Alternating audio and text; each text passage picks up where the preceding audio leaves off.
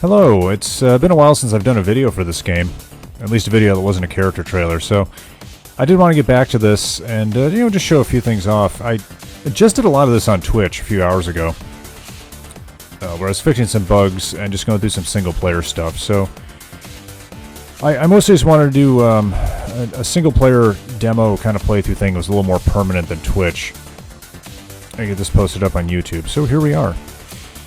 So what I intend to do with this video is to just go through the single-player mode very quickly, and it will be fairly quick because the AI is really dumb right now. It needs a lot of work. So the game is going to seem very easy, because right now it is. But it's playable, and the single-player mode's in pretty good shape. I don't have character endings yet. That's actually going to be one of the very last things that we do. But what I do have is a whole lot of really fascinating dialogue. So I'll be able to show some of that off. And I'm also very much lacking in sound effects, which is another thing I'm planning to start working on probably tomorrow or next week in quite a lot more detail. But here we are now on the character select screen for arcade mode. So let's talk about this screen a little bit. So down here in the bottom, we currently have 8 characters, and these are the 8 characters who appeared in the Atari 5200 game. And I'm going to assume that most people haven't played the Atari 5200 game, because most people don't play Atari 5200 games. But if you have, you should recognize these faces. And they've been given complete overhauls. We've done character redesigns for everybody. I mean, they're essentially the same characters, but there's some improvements and changes, and there's quite a bit that's different here. And what I'm going to do now is I'm just going to do a quick run through the single-player game. And I think, like on the Twitch stream that I just did, I'm going to do it with this character. And the reason I'm going to do it with this character is that his dialogue sequences over the course of the arcade mode don't really give anything important away. There are some important plot points buried in some of this dialogue, but not really for him. So I'll just use him, and he's kind of a fun character. So this ought to be entertaining. This character in particular is a very interesting one because we had a lot of trouble with this dude in the Atari version. Just getting the design to work, and the new and improved version of him is much better. And he was a lot of fun to do the writing for, and you'll see that as we go through his dialogue. So, after I select him on this screen, what's going to come up is this menu, which is temporary, but I just haven't come up with a better one yet. So these are his special attacks. And in the Atari game, each character had one special attack that they were able to throw at their opponents. And this game, you get 3. But you have to select which one you want before the fight, which is an idea I completely ripped off from Street Fighter 3, and I'm not ashamed of it because that's one of the greatest games ever made. So we should all be stealing ideas from it. So of these 8 original characters, the first attack in their list is the attack they had from the Atari game. They've all been brought forward into this version. Some of them have been tweaked and adjusted a bit, but for the most part they do what they did in the Atari game. But the other 2 are brand new. And I have implemented all of these. So we've all got 3 different attacks for everybody. The one that I have not yet done is this one. So this attack does not exist yet. Right now it's just a name, which is kind of weird, but somehow that's the order things go in for me. I'll just think of a cool name for an attack and think, that sounds neat, who would have that? And I give it to them, and then I figure out what it actually is later, and that's sort of what we ended up with here. Like, I don't know what this attack is, but I will someday, and then I'll implement it. But everyone else has their full slate of 3 attacks. So we're going to be playing him, and I'm going to choose his original attack. And the reason I'm going to do that is because I haven't done the the cost levels for the other attacks yet. So you have a power gauge that you build up over the course of a fight. And when it's full, you can launch your special attack. But the amount of power you lose every time you do the special attack varies with the attack. The idea being that weaker attacks take less power and can therefore be used more often. The original attacks that were in the Atari game, at the moment, all have the same costs that they had in the Atari game, although that may be subject to change in the future. But the new attacks, I have not yet gone through and assigned costs to them. They all just drain the whole meter. And in the interest of keeping things moving, I'm just going to take his primary attack because he uses less power. Which brings us to another temporary little thing here. This is the color selection. So each character has 8 different color palettes that I have pre-designed and programmed in here. And he has some really good ones. I love his color options. He worked out really well for colors. The only person that really also worked out that well is her. She has some fantastic color schemes that I really like. But we're not playing you. We're playing you. These 8 slots on the bottom are user-defined colors. There's a color edit mode that you can pop into and create your own colors and save up to 8 palettes. Slots that have not had a palette saved into them just have the default color in them, so that's why these 8 on the bottom are just all the same as this one, because there's nothing saved there. I'm going to go ahead and pick this color, which I really like. And it looks like our first battle is against the mighty Porkchop. And I think as I go through here, I'm going to talk about these characters a little bit, just to give you an idea of who they are, what they're doing, some of the design stuff that went into them.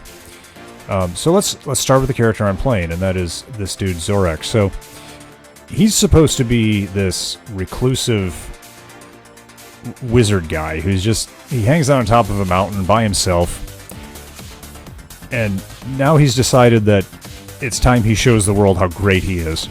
So he's traveling around challenging people. He's completely full of himself. He thinks nobody is as strong as he is. And he may meet his match along the way. But not now, because he ran into Porkchop.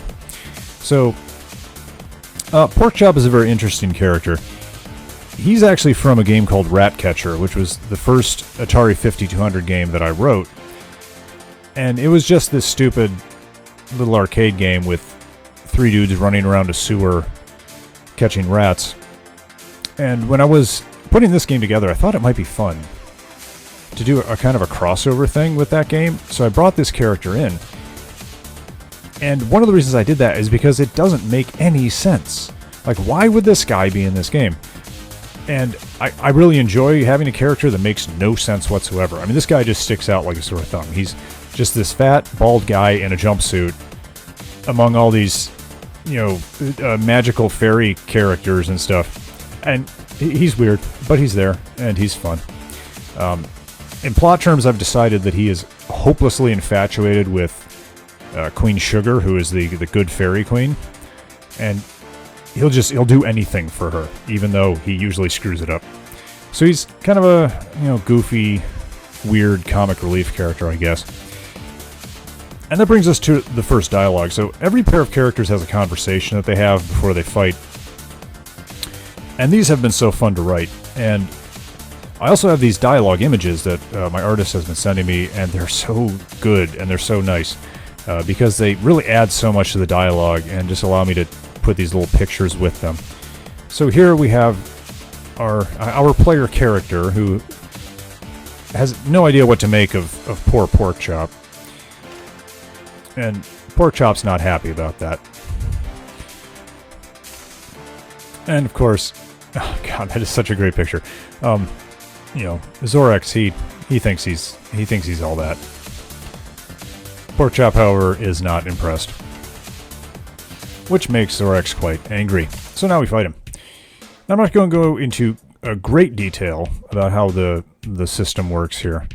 But I will mention that I'm actually part of this video is to test a couple of bug fixes I just put in.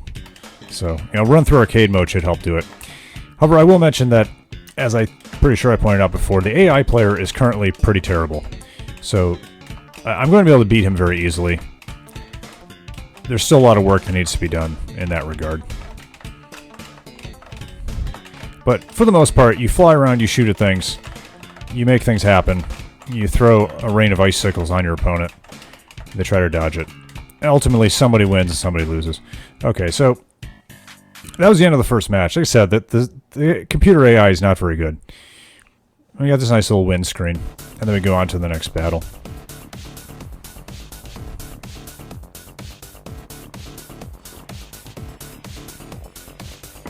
So this is Pink. She's an interesting character, like they all are, really. She was actually designed for another game entirely. I had this idea for a Sonic-inspired platform game starring her, and she would run around and grab on walls and punch things, and it was, kind of neat. I started working on it, but it was just one of those projects that didn't work out. Anyone who's worked on games knows about those. But I really liked the character. I loved it. I thought she was great. And when I started putting together the character roster for this game, she was one of the first things I thought of. I was like, well, I could dig that character out that I never actually used and put it in here. And the best part is that my artist and I, we had already done the concept art for her, so we already had a design. We never went so far as to actually doing the in-game assets for the game she was supposed to be in, but we had enough of a design to just start from, and I really liked that because we could do the first character with something we already had, instead of having to come up with something new. So she was actually the first character in the game, which is why she's where she is on the character select grid. She's right where you start because she was the first one. And we also have one of Zorox's trademark phrases here. So, Zorox was based very much on a character named Noon from a game called Shining Force 3 for the Sega Saturn, which is a fantastic game, and it's a crime that so few people got a chance to play this game. But there's this character in this game named Noon, and he was this elf wizard, and he looked completely ridiculous. And he was also saddled with some incredibly bad voice acting in the English version. And when he cast his ice spells, this is what he said. Very badly. And it's one of those legendary bad pieces of voice acting. You can find it in certain videos around that talk about bad voice acting. You may come across this phrase. So I designed this guy, I kind of patterned this guy after Noon in a lot of respects. In fact, his primary attack, the one from the Atari game, is called Arctic Blast because of this phrase. So you're going to see this come up a lot. And there's some other Noon phrases I snuck into his dialogue, and I'm really hoping that somebody who has played Shining Force 3 will play this game, see these, and chuckle, and understand what I'm doing. But I'm not going to get my hopes up. So our buddy Zorox here just starts antagonizing Pink, and he's getting a kick out of it. Actually, I think "take this" was a Noon line too. I don't remember.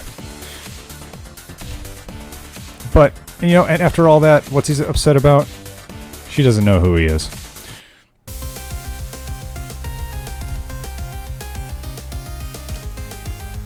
So now we fight for real.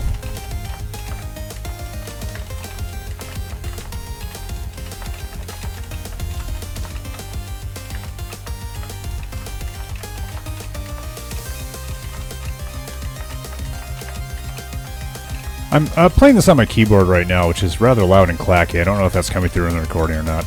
It does support controllers. It supports just about any controller you can throw at it. There's both digital and analog control modes, which is great. Took a lot of work to get there. And again, the CPU players are just falling over because they're not good yet. Oh, great. I get to do the same character match. I wavered back and forth on the same character match for a little while. This used to be really common in fighting games. You'd usually end up fighting yourself at some point in the game. Some games kind of did away with that over time. Like, they would explicitly design the arcade mode so you wouldn't have this match. But the main reason I wanted to do this was for the dialogue, really. Some of the games I've seen that do this inter-character dialogue, some of the best conversations in those games are when a character fights themselves. And I really wanted to do that, so I made sure I had this in here just so I could write these conversations. And of course, he immediately insults himself.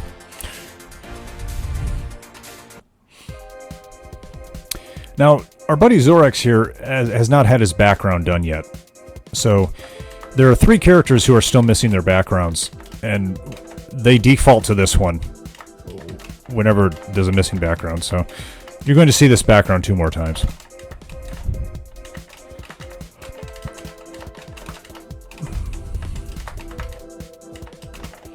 I added a turbo button so that non-analog users can have 2 different speeds of movement, and I am so glad I did because it's so useful.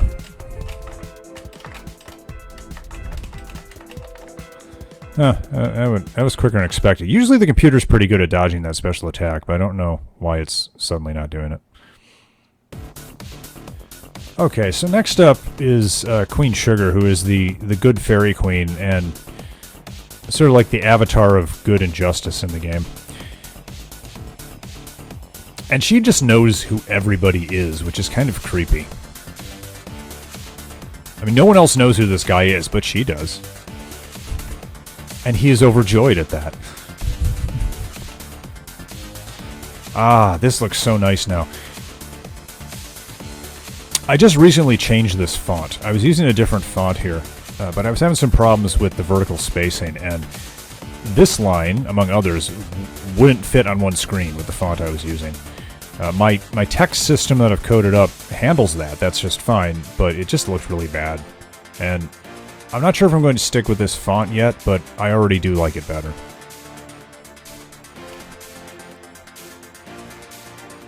Oh, you're a little too happy about this.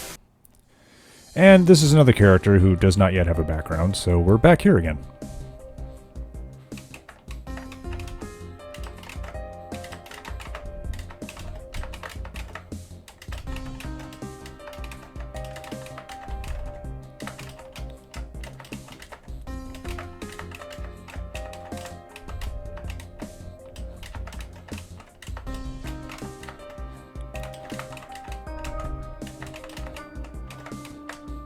Hit that lightning bolt. Arctic Blast.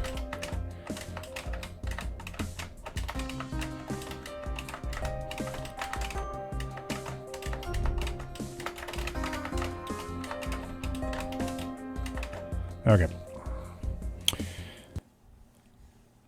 I swear that the computer player is going to get a lot better by the time this is released. Oh boy, okay, it's time to go fight Best Girl. So this is 7. 7 may be the most interesting character in the game. She's definitely my favorite. I don't think there's any... And no one else is in competition for that.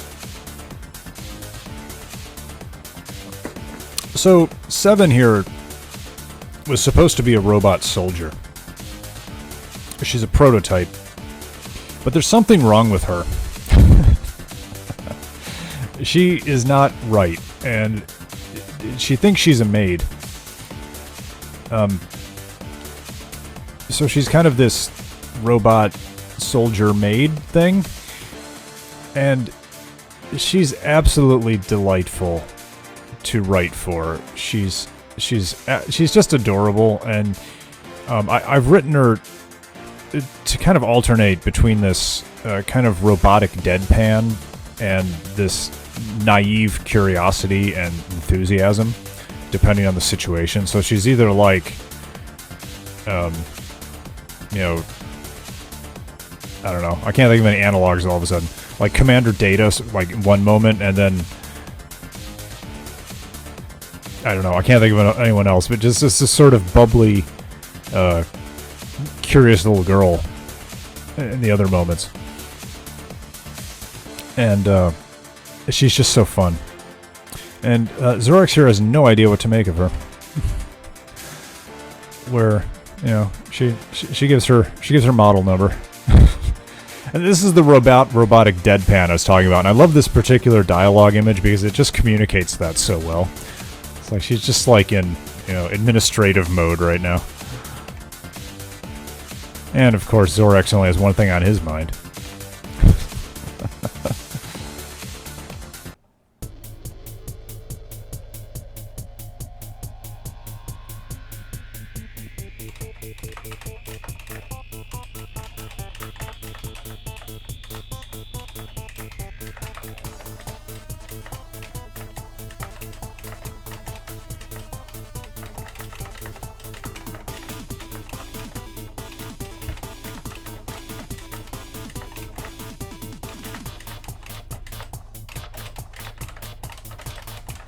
Uh-oh. Are you stuck up there? Okay, clearly some weird AI glitch there I need to address. Bear my Arctic Blast.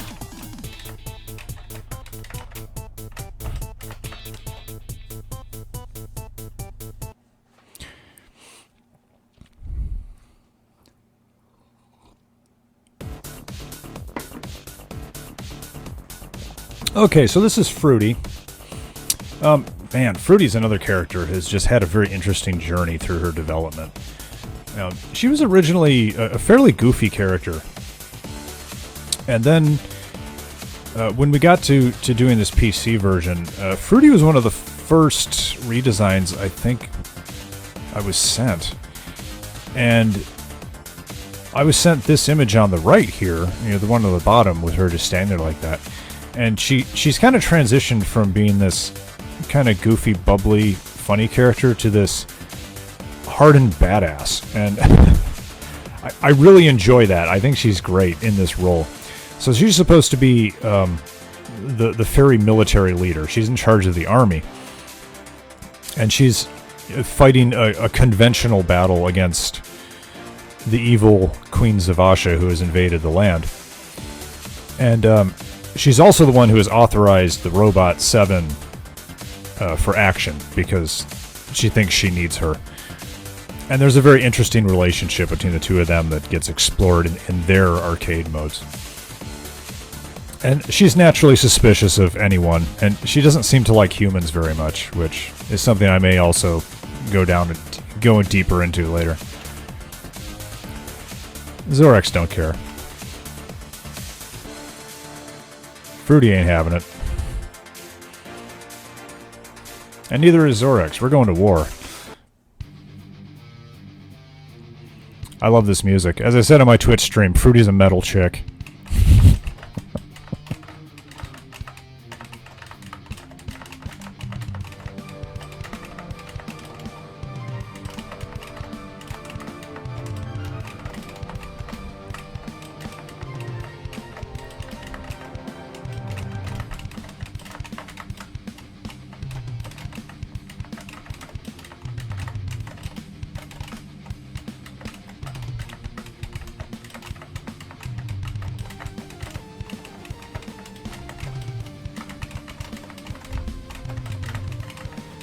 Boy, I hope you can hear this keyboard, because you realize how furiously I'm dancing around in this screen here. The expert skill I'm displaying here.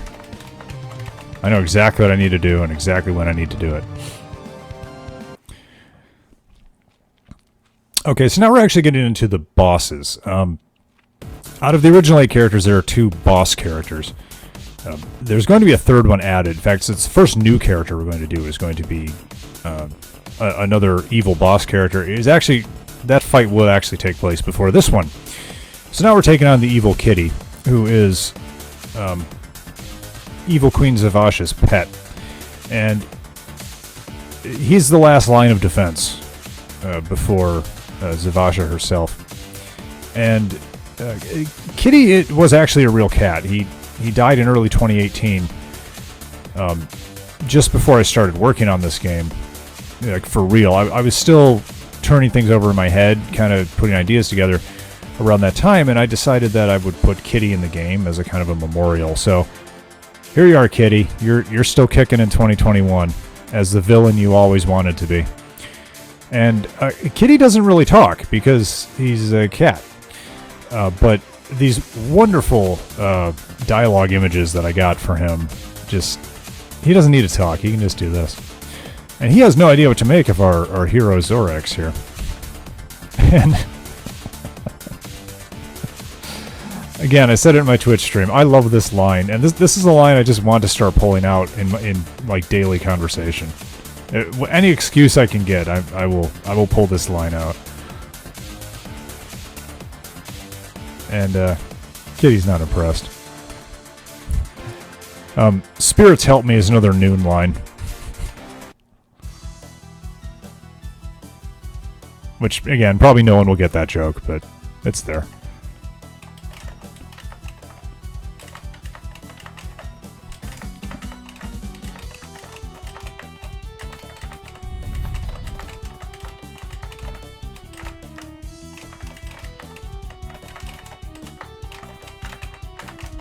Oh, kitty.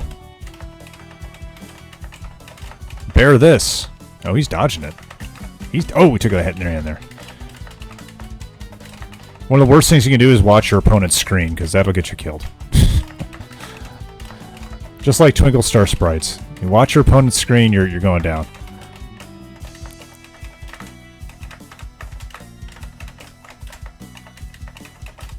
Oh, Kitty. Kitty's putting up a fight here. Things get faster and faster as time goes on, and this gets really intense if you don't win quickly. Fortunately, the AI is dumb, and I will win quickly.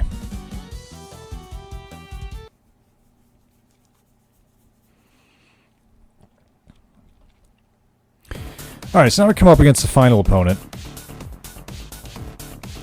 The evil Queen Zavasha. And, Zorox thinks he's got this wrapped up.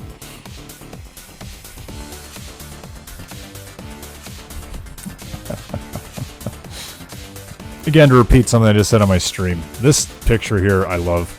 This is sort of eye-rolling. Whatever. I got a lot of mileage out of that image.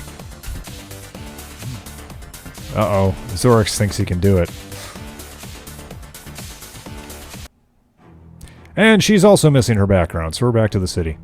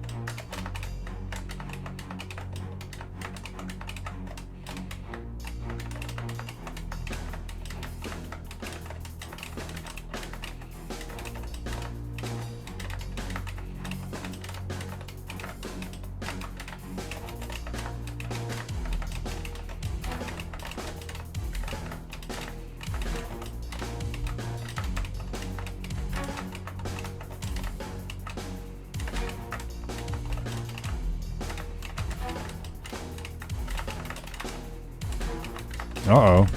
Someone's not dying. Okay, she's down to 1 health now.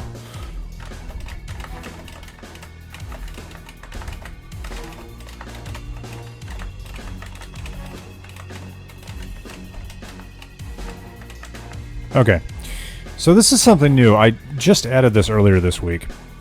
A few weeks ago I got the idea for a 2-phase boss fight, which you see a lot in fighting games, for one, where you have an early form of the boss that's fairly easy, and then a second form that's the real fight. And I decided I wanted to do that, but I wanted to have this conversation between the fights, the matches, and this particular conversation, well, not this specific one, but this pre-real boss conversation is where, at least up until now, a huge amount of the story exposition happens. Zorox here doesn't have a lot to do with some of the really deeper story elements, so his conversation's fairly tame, but for some characters there's a lot that comes out in this particular conversation. And so she starts off here with you know, kind of a backhanded compliment, and the trademark Zavasha eye roll. Alright, you're a little too confident. Oh boy. And at last our hero has come across something he doesn't understand. Sad little man. Are you mystified? Nah, he's ready. I like that line. Alright, so now the fight resumes with Zavasha significantly powered up. Pause it here. She had 8 health briefly. Normally you only have 4 health. You can see there's 7 hearts up there by her picture now. There are also some adjustments to her gauges, so she's just kind of really turbocharged at the moment. And I'm not sure how much is too much for this. It's kind of tough to tell right now because the AI is in such a sorry state.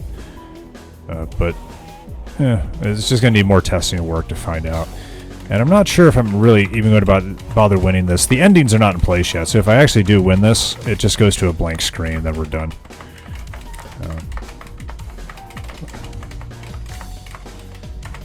As you can see, it's getting pretty crazy now. Ooh. Alright, I may not pull this off. Oh, nope. I didn't see that one.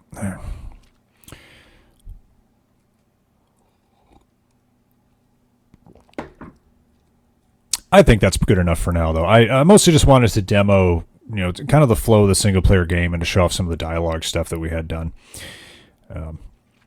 But yeah, there's still a lot of improvements that need to be made to the AI because it's terrible. I do plan to do difficulty levels, and the terribleness of the current AI might be acceptable for the lowest difficulty level. I'll have to experiment, see what works and see what doesn't. But so that's just kind of a, I don't know, progress update on how this game is coming. It's looking really good, and we're going to be starting working on the new characters soon. Once we get the last 3 backgrounds in, so that's going to be very exciting, and I can't wait to start showing those off. Thank you for watching, and we'll be back with more updates on this game as it gets closer to release.